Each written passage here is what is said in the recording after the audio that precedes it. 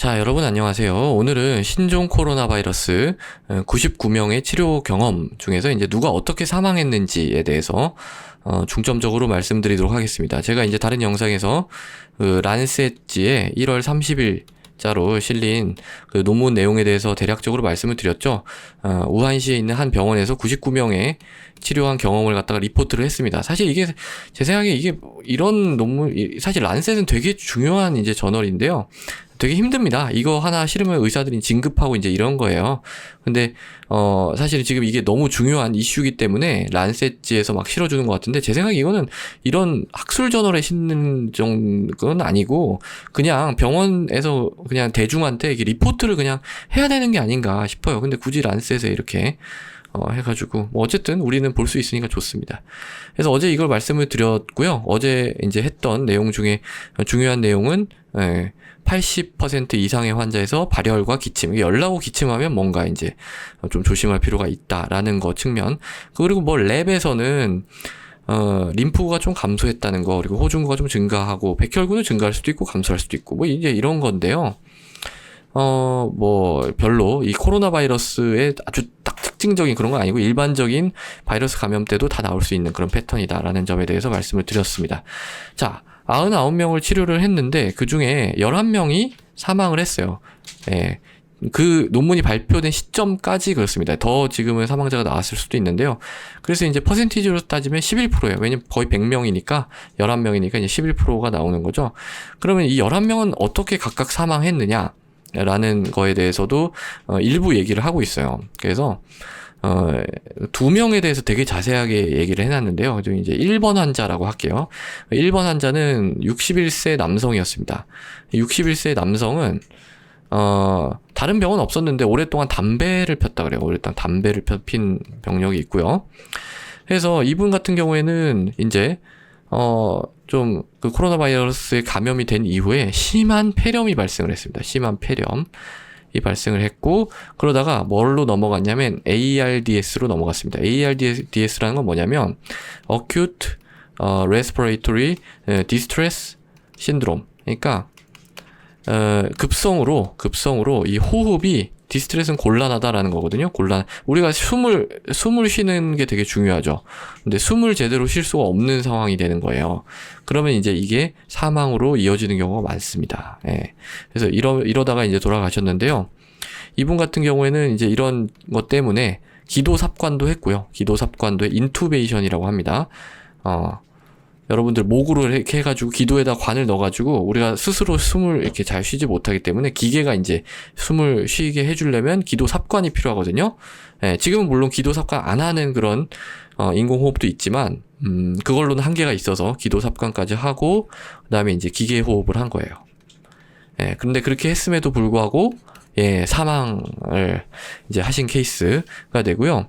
사실은 이 1번 환자 같은 경우에서 증상이 나타나고, 그 다음에 이제 이 기도삽관해서 이 기계 호흡까지 한 기간이 3일입니다. 3일. 그러니까 굉장히 빨리 이제 진행을 했다는 거죠. 그러니까 제가 여기서 좀 드리고 싶은 말씀은, 어떤 사람들 같은 경우에는 이게 지금 이 코로나 바이러스 감염이 되면은 뭐 다 조사를 하잖아요. 신용카드 내역이라든지 뭐 동선 추적 같은 걸 다, 개인 정보에 너무 민감하신 분들은 이게 뭐 치명률이 낮다 뭐 그래가지고 그냥 막 숨기고 집에 뭐 틀어박혀 있고 뭐 그냥 아무도 안 만나고 나 혼자 틀어박혀 있으면 되지 뭐 이렇게 생각하고 그러신 분이 있을까봐 높아심에 말씀을 드리면, 이게 증상 있을 때 빨리 병원에 가지 않으면 이런 일이 발생할 수 있습니다. 예, 그러니까 뭐 이제 그런 것들을 걱정할 게 아니에요.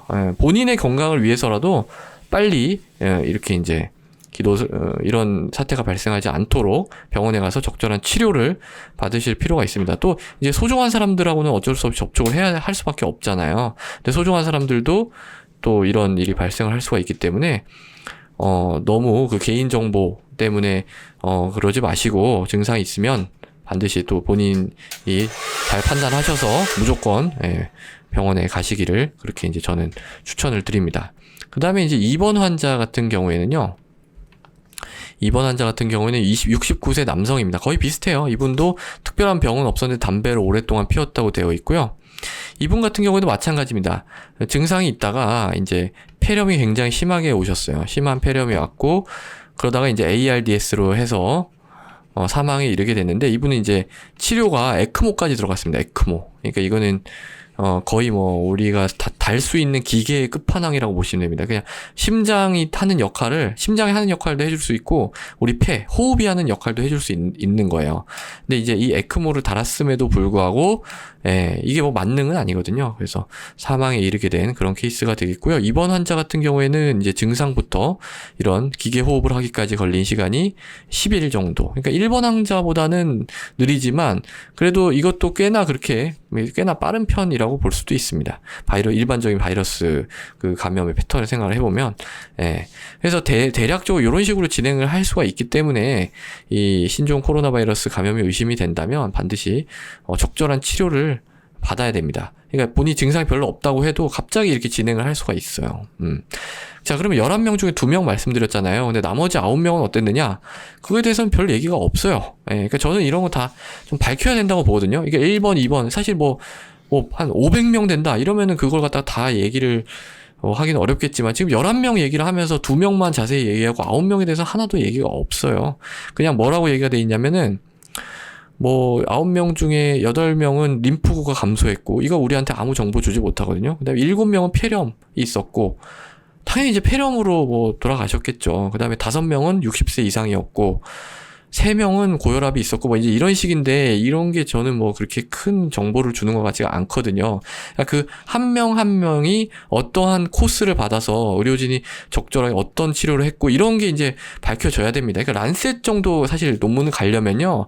어떻게 되냐면 이 한 명 되게 자세하게 사실 다 해야 돼요. 그러니까 이 사람 랩이 어땠고 그러니까 지금 한 3일 걸렸다고 했잖아요. 그럼 매일매일 이렇게 피 검사를 했을 거 아니에요?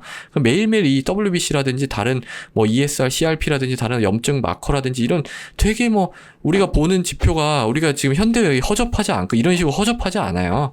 근데 이제 여기서는 되게 허접한 것처럼 이렇게 논문을 란셋이라고 하는 아주 이런 탑 클래스 저널이 너무 급해서 약간 받아준 것 같긴 한데 되게 많이 보완을 해야 될 측면이 있고요. 이거는 조금 빨리 보완이 돼서 다음번 이런 리포트가 나올 때 더 자세한 정보가 추가되어서 나오지 않을까 이렇게 이제 생각을 하고 있습니다. 자, 그래서 오늘은 신종 코로나 바이러스 99명의 치료 경험 누가 어떻게 사망했나에 대해서 말씀드렸습니다. 오늘도 경청해 주셔서 감사합니다.